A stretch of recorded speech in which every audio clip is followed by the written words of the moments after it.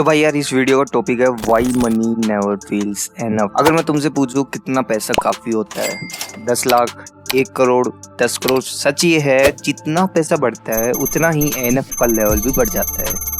और इसी वजह से बहुत लोग ज्यादा पैसा होने के बाद भी खुश नहीं होते। लेकिन ऐसा क्यों होता है? तो देखो यार, लाइफ में जब हम पैसे कमाने स्टार्ट करते हैं तो हमें लगता है बस अगर मुझे इतनी सैलरी मिल जाए तो लाइफ सेट हो जाएगी। लेकिन जैसे ही वो लेवल अचीव होता है हमारा ब्रेन एक नया टारगेट सेट कर देता है। एग्जाम्पल के तौर पे देखो, जैसे जब कोई इंसान 20,000 कमा रहा होता है तो उसे लगता है बस 50,000 मिल जाए तो लाइफ कंफर्टेबल हो जाएगी। फिर जब 50,000 मिल जाता है तो टारगेट बन जाता है भाई 1 लाख पर मंथ।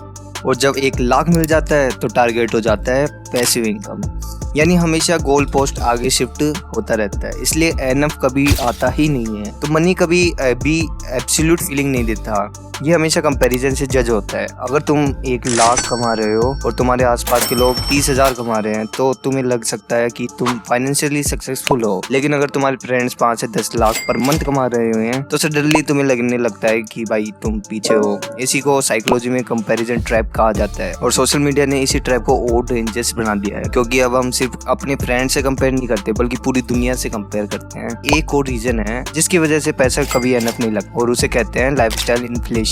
जैसे जैसे इनकम बढ़ती है वैसे वैसे एक्सपेंस भी बढ़ने लगते हैं। एग्जांपल के तौर पे जैसे पहले नॉर्मल फोन यूज करते थे, फिर प्रीमियम फोन, फिर नॉर्मल कार, फिर लग्जरी कार, पहले स्मॉल अपार्टमेंट, फिर बिगर हाउस, और धीरे धीरे ये सब न्यू नॉर्मल बन जाती। इसलिए इनकम बढ़ने के बाद भी सेविंग कभी उतनी नहीं बढ़ती जितनी हम एक्सपेक्ट करते हैं। सच ये है, पैसा इंपॉर्टेंट है, लेकिन अगर हम सिर्फ पैसे को ही सक्सेस का मेजर बना देंगे तो एनफ कभी फील ही नहीं होगा, क्योंकि इंसान का माइंड हमेशा नेक्स्ट लेवल ढूंढता रहता है। इसलिए शायद रियल क्वेश्चन ये नहीं है कि कितना पैसा काफी है, रियल क्वेश्चन ये है हम किस पॉइंट पर डिसाइड करते हैं कि अब हम सेटिस्फाइड है। क्योंकि अगर ये डिसीजन हम नहीं लेंगे तो दुनिया हमारे लिए हमेशा एक नया टारगेट सेट करती रहेगी। तो यही था भाई इस वीडियो में।